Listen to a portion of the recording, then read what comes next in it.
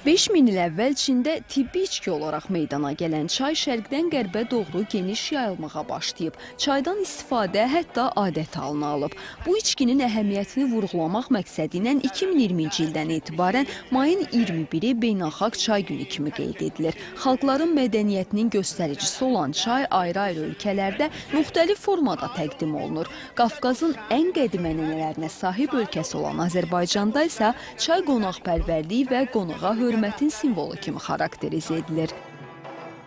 Adət ənənəmizdir təbii ki. Şirin çay deyilən bir şey var. Armudu istakanda gətirilir.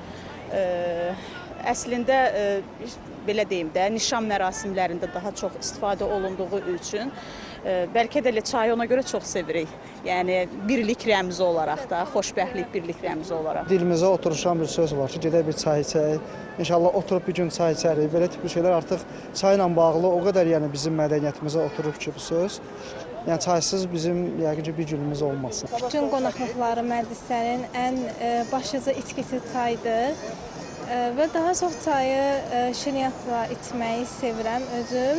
Çay Azərbaycan mədəniyyətinin belə deyim, milli simvolu olduğu üçün, xüsusən yay aylarında daha yaxşı olur deyə düşünürəm. Təbii bitki çaylarına önəm versək daha yaxşı olar. Çünki düşünürəm ki, paket çayların tərkibində qida, boya əlavələri çoxdur. Azərbaycan çay mədəniyyəti 2022-ci ildə UNESCO-nun qeyri-mədəni irs siyahısına daxil edilib. Ətri və dadı ilə bir-birindən fərqlənən çayların müxtəlif növləri var. Çay bitkisindən hazırlanan çay çeşidləri dünyada sudan sonra ən çox istehlak edilən içki növüdür. Çay bitkisindən qara, yaşıl, ağ və sarı çay hazırlanır. Çay xüsusilə qara və yaşıl çay sağlamlıq baxımından bir çox faydaları ilə tanınır.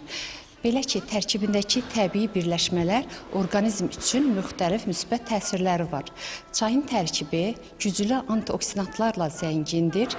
Bu baxımdan immunitetin gücləndirilməsində və metabolizmanın sürətləndirilməsində əhəmiyyətli rola malikdir.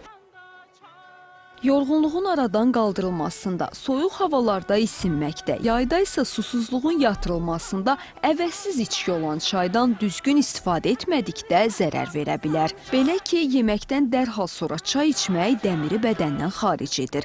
Çay düzgün qablaşdırılmadıqda və saxlanılmadıqda da faydalılığını itirir. Hava daxil olmayan ağzı kip, qabaqlanan qablarda çini qablarda saxlanılmalıdır. Belə olduqda çay öz ətrini itirməyəcək, keyfiyyəti uzun müddət saxlayacaq və kənar qoxları özünü hopdurmayacaq. Ancaq əksinə, ağzı kip bağlamayan qablarda saxlandıqda isə öz faydalı xüsusiyyətlərini və ilkin keyfiyyətini itirir. Çayı sərin, quru, təmiz, havası tez-tez dəyişdirilən yerdə saxlamaq vacibdir. Azərbaycanlılar çay süfrəsi arxasında söhbətləşir, deyib gülür, bir-birinə ürəklərini açırlar.